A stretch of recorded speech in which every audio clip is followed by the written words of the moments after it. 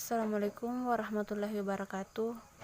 Saya Retna Sari, Prodi Manajemen Pendidikan Islam, semester 4, kelas MPI 4D. Saya akan membahas materi tentang analisis pengambilan keputusan jangka pendek marketing dan sistem penganggaran fleksibel. Saya akan membahas materi pertama, yaitu analisis pengambilan keputusan jangka pendek marketing. Tactical decision making, pemilihan alternatif dan harus segera dilakukan atau keputusan yang bersifat jangka pendek dan berskala kecil. Model pengambilan keputusan. Pertama, identifikasi atau definisikan masalah. Kedua, identifikasi alternatif penyelesaian. Ketiga, identifikasi biaya dan manfaat.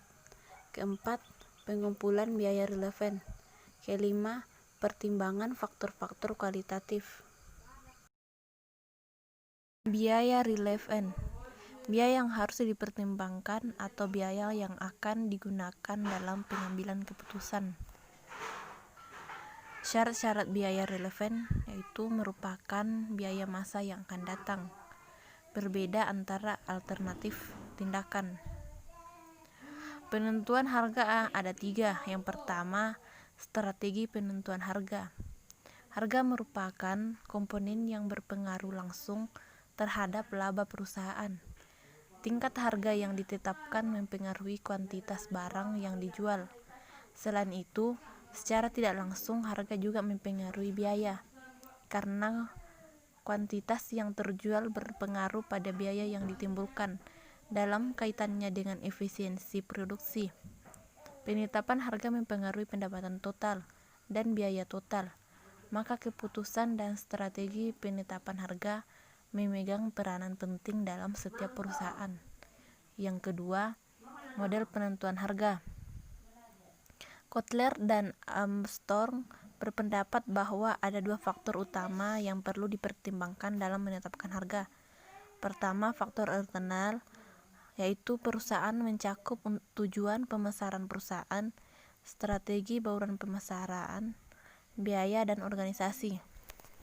Yang kedua, faktor lingkungan eksternal, yaitu meliputi sifat pasar dan permintaan, persaingan, dan unsur-unsur lingkungan lainnya. Yang ketiga, make or buy, keputusan membeli atau membuat sendiri yang dihadapi oleh perusahaan yang sebelumnya memproduksi sendiri pokoknya, kemudian mempertimbangkan akan membeli produk tersebut dari pemasok. Umumnya merupakan keputusan manajemen jangka pendek yang tidak menyangkut investasi jangka panjang. Keputusan membeli atau membuat sendiri yang dihadapi oleh perusahaan yang sebelumnya membeli produk tertentu dari pemasok luar, kemudian mempertimbangkan dan memproduksi sendiri produk tersebut. Umumnya merupakan keputusan manajemen jangka panjang, karena kemungkinan menyangkut investasi dana dalam jumlah yang besar untuk pengadaan mesin dan perlengkapan produksi. Analisis pengambilan keputusan ada 2. Keputusan pertama, keputusan rutin. Keputusan manajemen yang terjadi secara berulang-ulang dengan kondisi yang sama. Keputusan demikian biasanya dibuat secara terpola dengan kondisi jika maka atau if then. Keputusan rutin juga dapat dilakukan oleh manajer terkait atau yang berkompeten pada unit kerja tertentu. Kedua, keputusan khusus. Keputusan manajemen yang tidak rutin terjadi.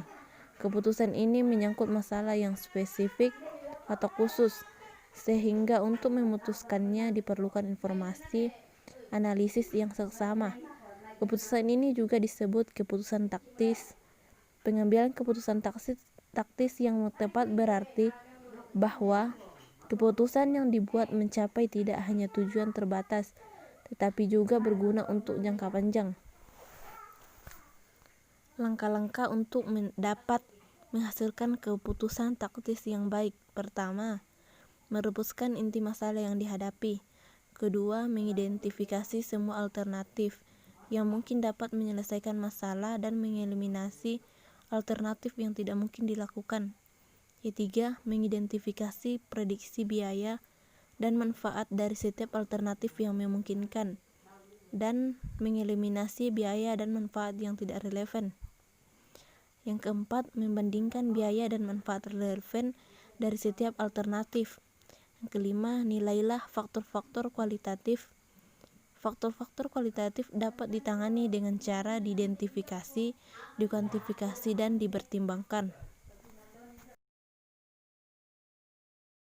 Saya akan membahas materi kedua, yaitu sistem penganggaran fleksibel. Pengertian anggaran fleksibel.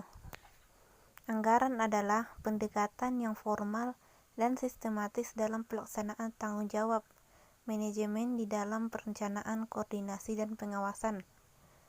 Anggaran fleksibel merupakan anggaran yang bersifat dinamis, di mana di dalamnya memuat anggaran dari beberapa aktivitas.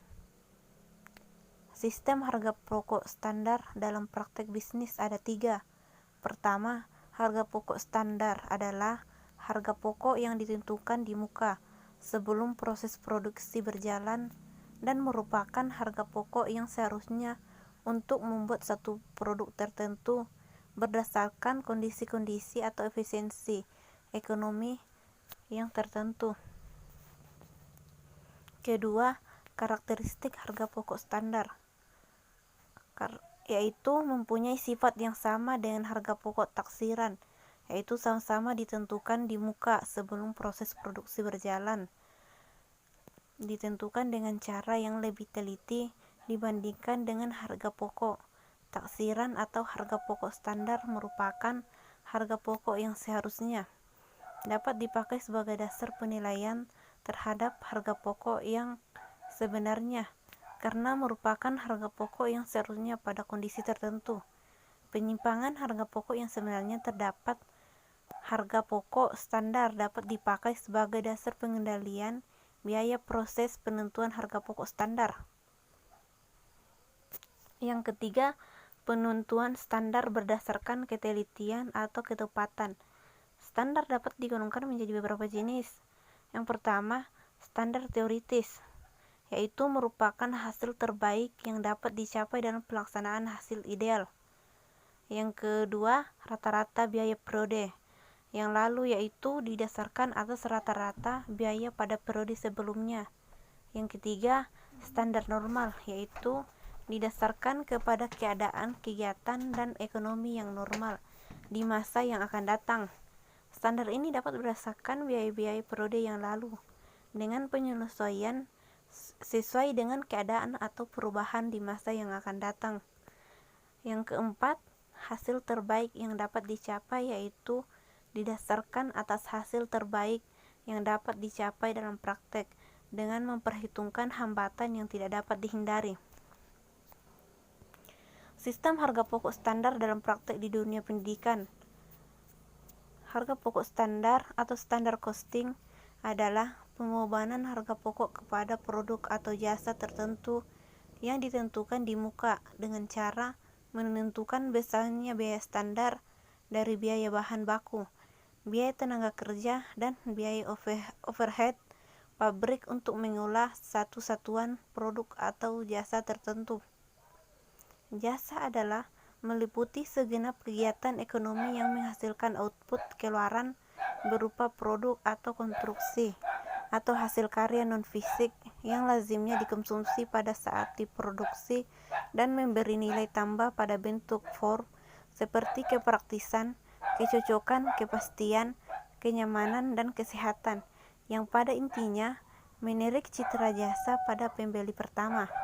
Sementara itu, jasa pendidikan merupakan jasa yang bersifat kompleks karena bersifat pada karya dan padat modal.